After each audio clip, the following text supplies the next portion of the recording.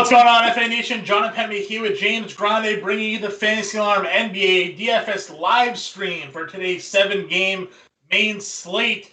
James, this one locks at 8 p.m. Eastern tonight, one of the latest weekday slate lock times I think we've had all season long. But it's a pretty interesting one. A lot of injury news that we have to get to already.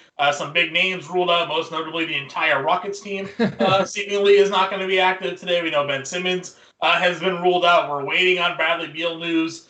We assume Joel Embiid will be back, but it's an interesting one with some pretty good matchups. Definitely some interesting one. The Rockets' entire team is officially out. They could have 9 if Nwaba plays, but if they don't and they have 8, we're in scary territory, John, because that game doesn't lock for a long time, and if somebody gets the sniffles or fails a COVID test or comes back with like a false positive, right. That game could be canceled. So obviously a lot of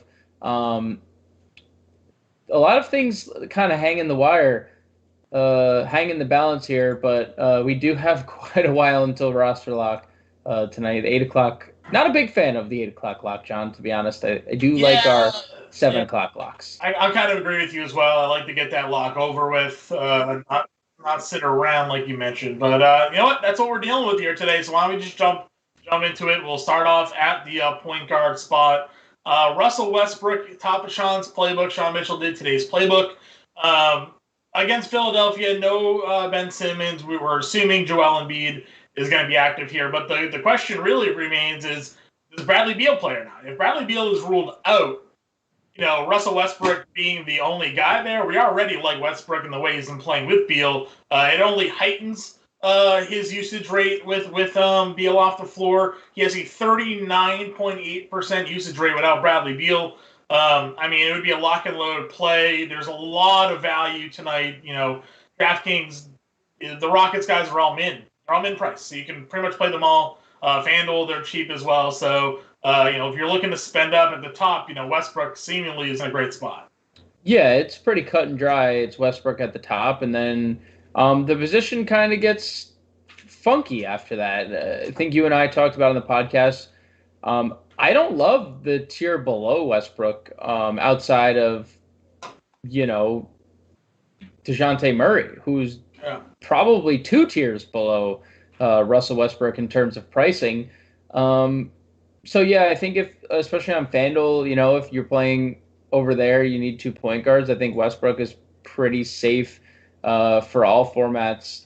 Well, obviously if Beal sits, but even if Beal plays, I think you can rock Westbrook in your lineup.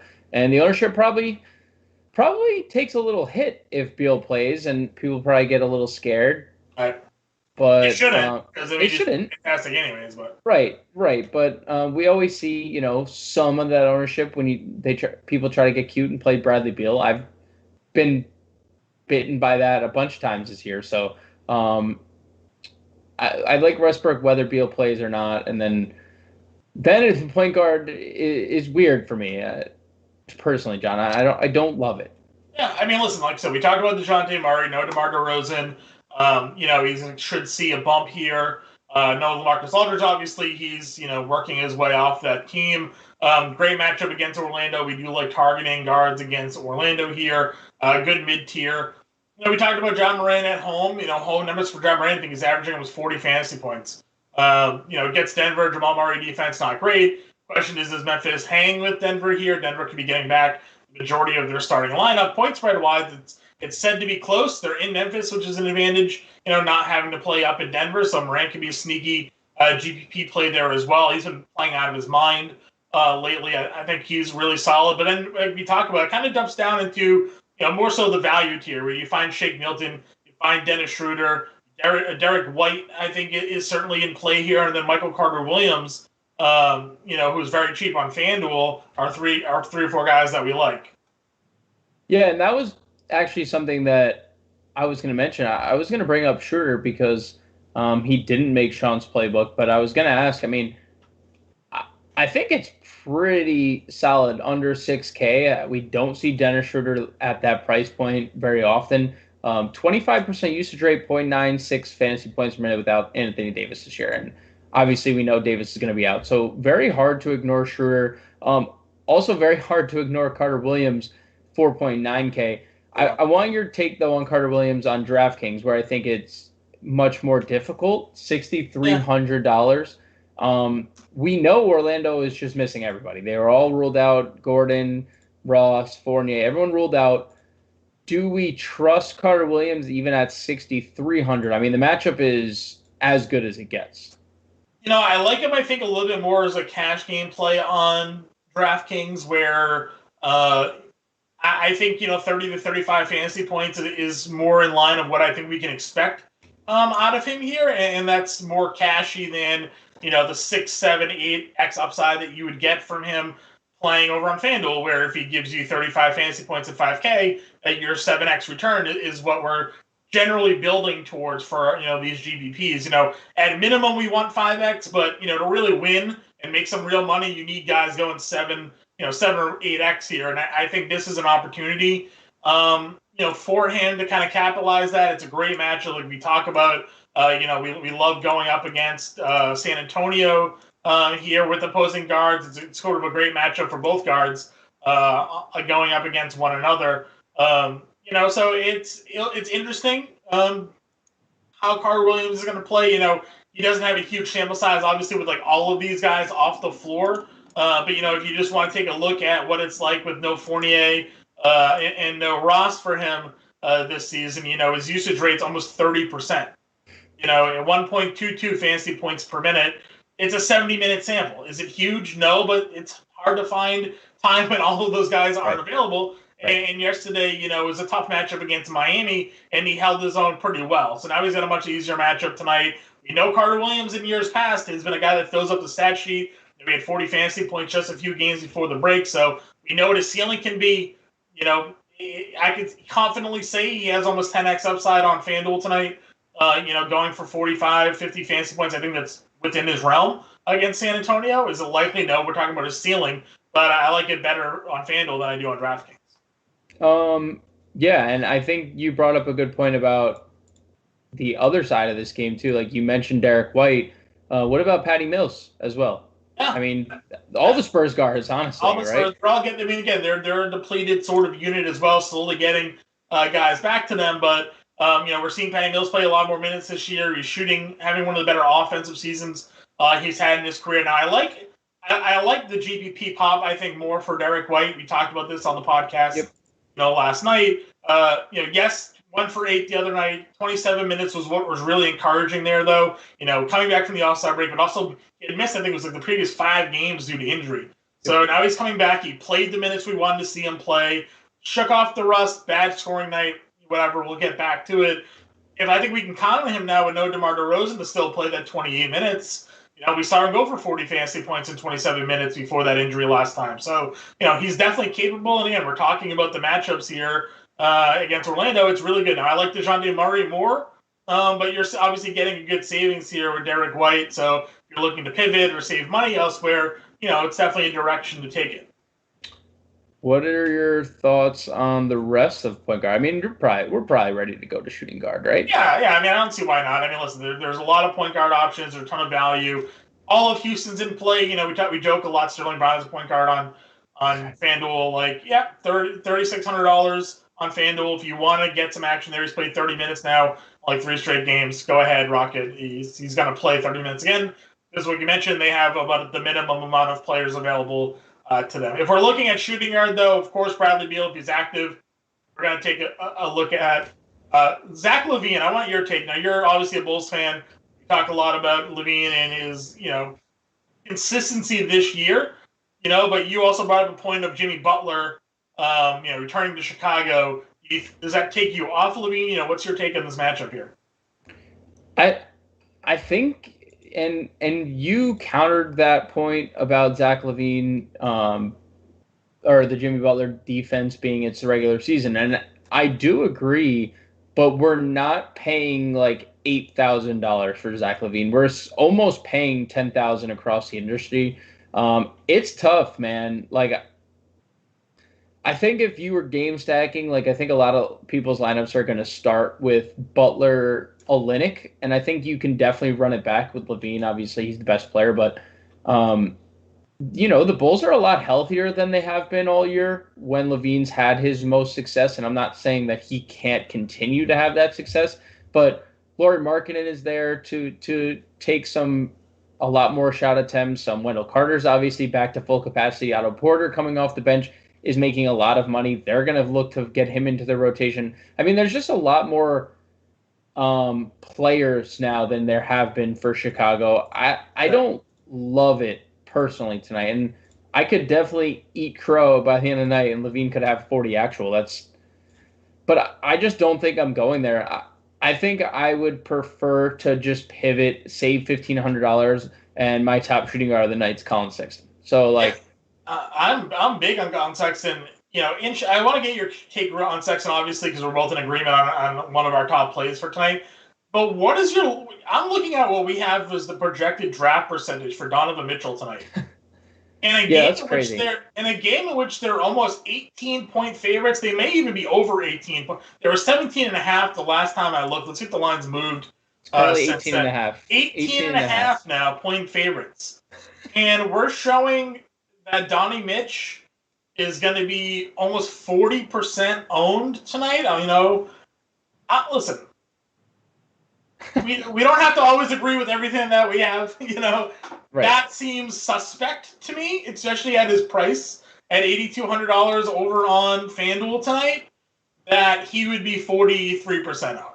I understand how great the matchup is going to be for him and how he could probably score a bunch of points in 25 minutes, which is, I think, maybe all he's going to see if his team's a 20-point favorite by the time this live stream ends. I don't know, man. You know what? When I play FanDuel tonight, if that game starts and he's 40% owned and he goes for 60 and I lose, all right, I'll take that L. I'm not going to play a star player in a game that's a 20-point spread. It just doesn't seem to make sense to me. Well, and he is their star, but we have to remember, he was great against Philly and Mike Conley was there. Mike Conley has been a big, deterrent into Mitchell's production this year. How is he going to get there? 8,800, John, right, on DK. We need 44 fantasy points to just reach 5X. Can you guarantee me he's going to get 40 in 3 quarters? Because we assume this game's over after 3, right? That's just the assumption. I'm with you. Yeah. I understand where I guess the mindset is this is as good of a matchup as it gets. Houston's lost 14 games in a row. This is the spot that you want. But if you have a crystal ball and you tell me that Houston's going to keep this close, then yeah, I am totally interested in Donovan Mitchell. But that crystal ball doesn't exist. Yeah, crazy thing. We saw the Thunder without SGA beat the Bucks this year. So sure. Yeah, maybe Houston on the second night of a back-to-back goes into Utah and shocks the world. Probably unlikely, but I saw that. The best team in the NBA. The best team in the NBA. Yeah. I don't know. I guess I'm going to be fading the chalk here if that one holds true. Same. But that's because we like Colin Sexton, James. So tell everybody why.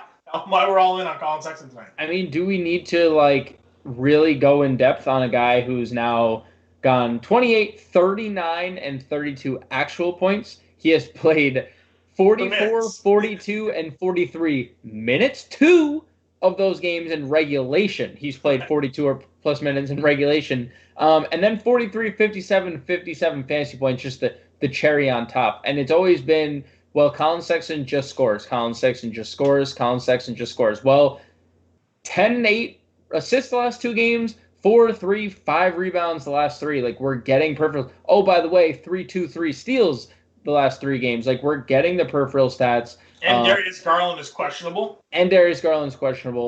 I mean, everything's lining up. Plus, New Orleans is the second worst defensive team in basketball. It just all makes sense for Cleveland and Colin Sexton tonight. I don't get why he's not the one garnering 40% ownership. It's a slate that we commented last night had some pretty low game totals. Right. But not this one. This one is 228. It's one of the higher game totals on the entire board. So, a lot of things are lining up here for Sexton. You're getting him cheaper than Mitchell here. So, yeah, he was one of my favorite players when we did the podcast last night. Continues to be so for me throughout the day. Where are you on value for tonight? No Simmons. So we had Seth Curry start last night. You go back to the well. I am surprised that he's not more popular in this spot here against Washington. Seth Curry? Yeah. Yeah, I mean, I think Curry and Milton probably split some ownership because Milton is still the higher usage player, 27%, even when Embiid's on the floor with Simmons out. And he just missed a lot of shots last night. He was good peripherally. He grabbed a bunch of rebounds. And Curry was good as well. I just don't feel like we're going to rely on Curry to accumulate as many assists as he had last night because I shouldn't say I think. Embiid will demand the ball in the post immediately, like every time down without Simmons. So I like Curry, but 5,600 on DraftKings, I like it better at 5K over on FanDuel. I would rather pay 5,600 for Tyler Hero tonight. I know he's coming off the bench, but he gets the Bulls, and he is a much higher usage player than Seth Curry. I don't necessarily love the rest of the position. I can actually get behind Jordan Clarkson. I would rather play Jordan Clarkson from this game, and he is 34% lesser owned, at least in terms of projections on our draft forecaster. I would rather play Jordan Clarkson, who's going to get blowout run.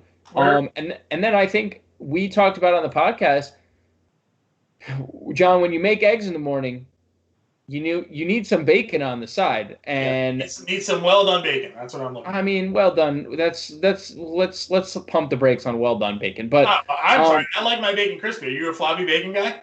I am a floppy bacon guy. I like my bacon a little undercooked. Not undercooked, but definitely some where you wait. It doesn't just stay firm. It's not like a brick. I want mine to be brittle. I wanted just a nice little snap. Right across the board. Maybe it turns into a little bit of dust. I'm a well done guy, anyways. I cook a lot of things in that way. So we're there in that direction. But bacon for sure.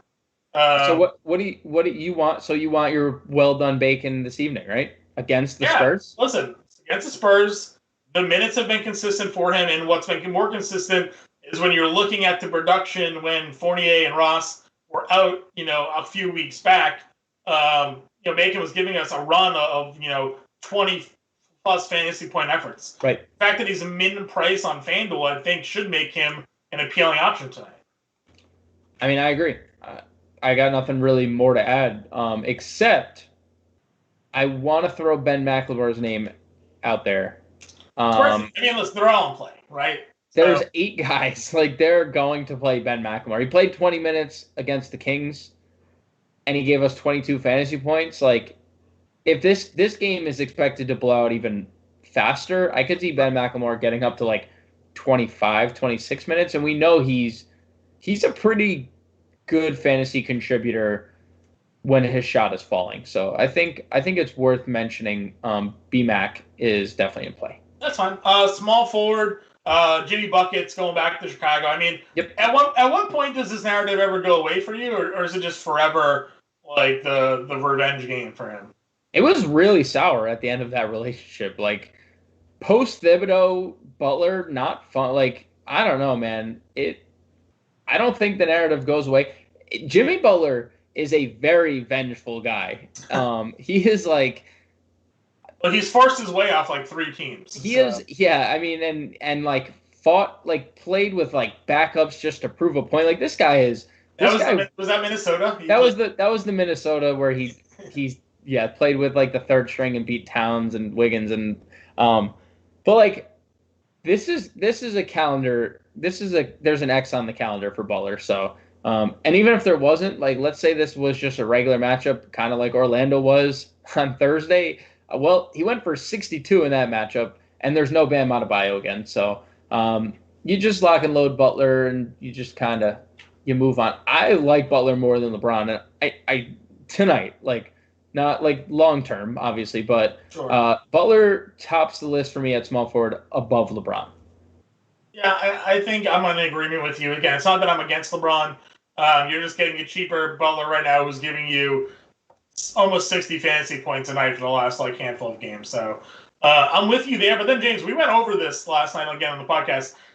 I hate the rest of the position until you get to Kevin Porter on FanDuel, where he's a small forward, and then Kenyon Martin, who is mid-price on both sites at small forward.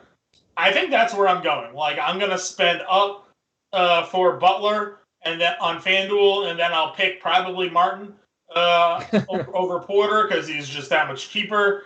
On DraftKings, I'm playing them both. So, talk to me about, do you have a favorite of the two if all things were equal? Do you see one being more valuable than the other? I mean, I guess from site to site, it's probably Kenyon Martin, right? Because his price is so cheap. On DraftKings, I think it's Porter. We've seen a higher floor from Porter in the past. This wasn't just a one-game sample.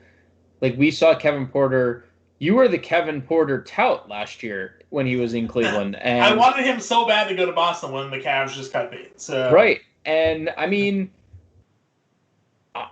I lean Kevin Porter, but I think on DraftKings you have to play him. You just play them both, and you play them both. Yeah. It's gonna be the starriest, scrubbiest builds. It's gonna be 400 points again to cash. It's gonna be one of those awful slates that we hate, but we're gonna be part of it. So, that's just what it's gonna end up being. You're gonna have to go and play them both probably. And I said, if you didn't want to pay up for Butler or LeBron on FanDuel, you could play just Martin and Porter and spend up elsewhere, right? We have Westbrook. We want JoJo at center tonight. We want Westbrook likely at guard. You can make it fit and just double punt small forward. So I think that's the way to go. James, where do you like at power forward tonight? You and I have kind of been debating Domantas Sabonis all day long. You are not as bullish on Sabonis as I think I am. And I don't disagree with you that, John's point of view, he's not really shooting the basketball, and we don't really know why. I mean, just once. After the last 6 games, not more than 12 shots taken. Right.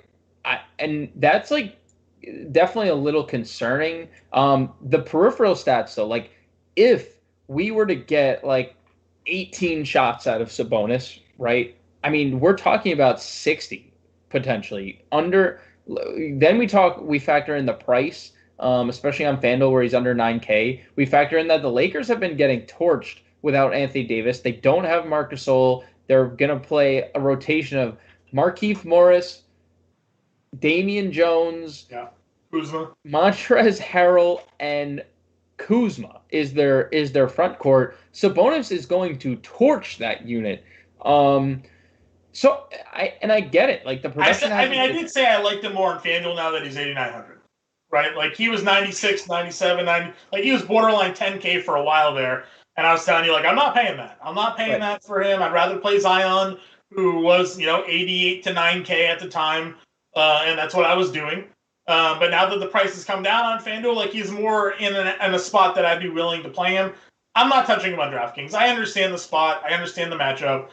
I just can't get behind his current form to spend 10K on him when I'd rather, for $800, I'd play Joel Embiid or Nikola Vucevic for $400 more over on DraftKings. I'd rather spend my money that way than hope that we get a better version of Sabonis in this matchup. And it is such a fair point. It's just, that is leverage that you can get yourselves in tournaments if he has a 20-20 game, which we know is coming if the shot attempts are there, or a triple-double, which he had, but he only had 10 actual points. So it's a tournament play definitely on DraftKings. You could probably go all formats on FanDuel, but, I tend to agree with you. It is a tough pill to swallow at 9,900 and in current form. Other power forwards again. I like Sabonis against Cleveland. Larry Nance is supposed to be back tonight. doesn't really change too much for me there. I know he's a better rebounder, but he's still an undersized player at that position. I think Zion's going to be fine. What's your take on Toby with no Simmons but Embiid back? We could play Toby. I don't love the price, but you can play him comfortably. He's been really good with all three of them. So yeah, I'm with you. Any mid tier? I mean, we talked about Markieff already. In terms of talking about Sabonis, but started the last 3 games for them, 41 and 4,300 across the sites. I think late night hammer exposure, 10:30 start, and he can give you 25 to 30 fantasy points. Yeah, Markieff is fine, and I think Kuzma is the pivot in tournaments. You could probably get away with Markieff in cash games and in current form and price and starting. Like, as long as he's starting, you could probably play him in cash, and then Kuzma the tournament pivot as well. Any worry on marking in on the second night of a back-to-back?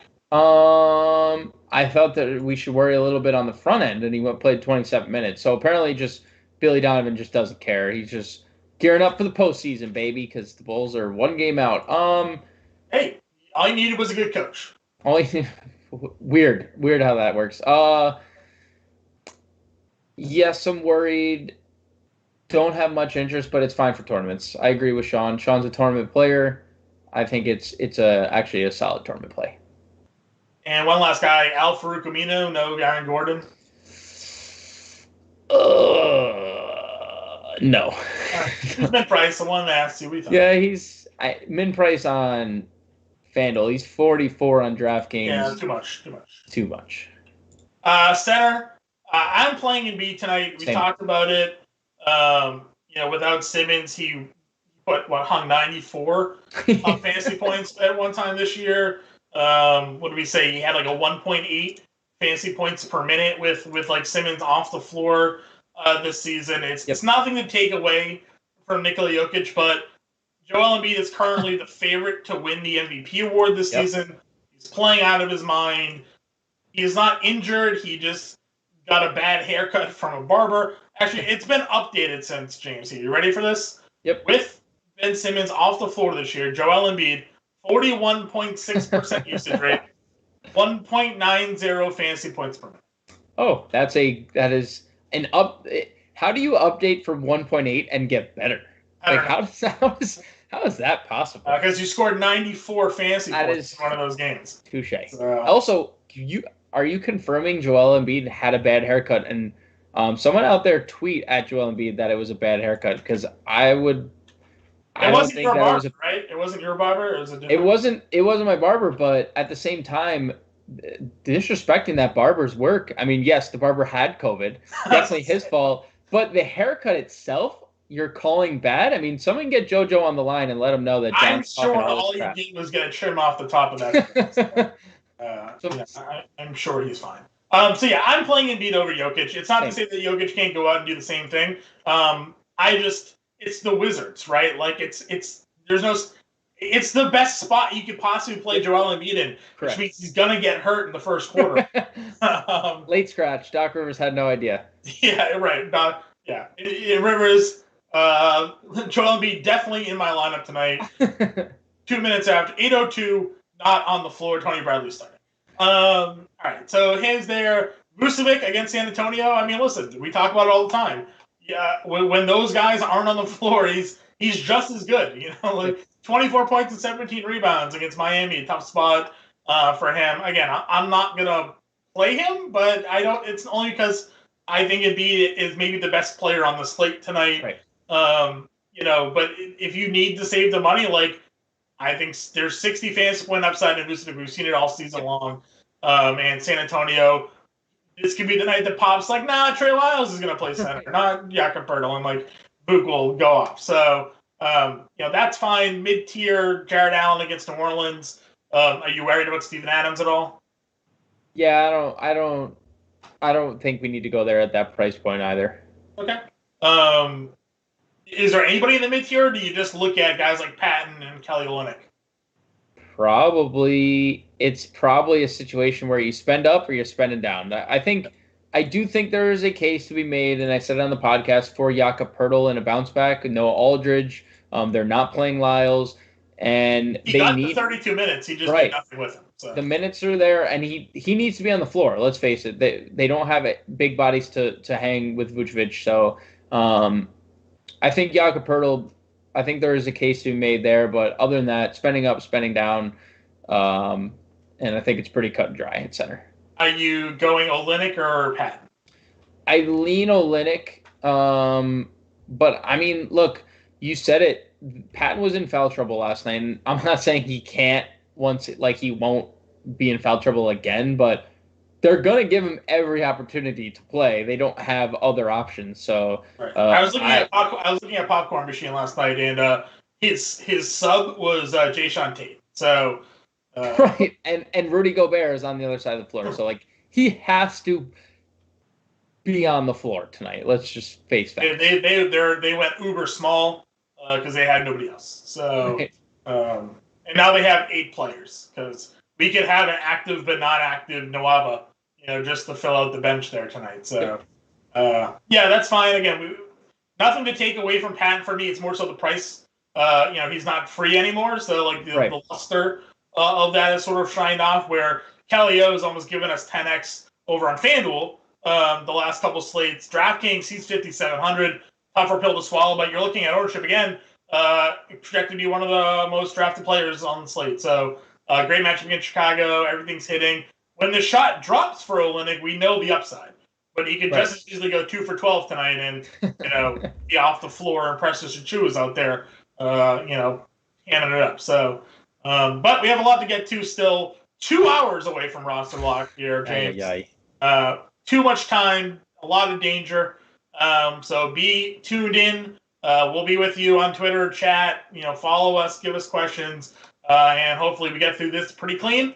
Any final thoughts here, James? If you're in the Podcast Listener League, make sure you go join. Got 2 hours to join, some spots still available.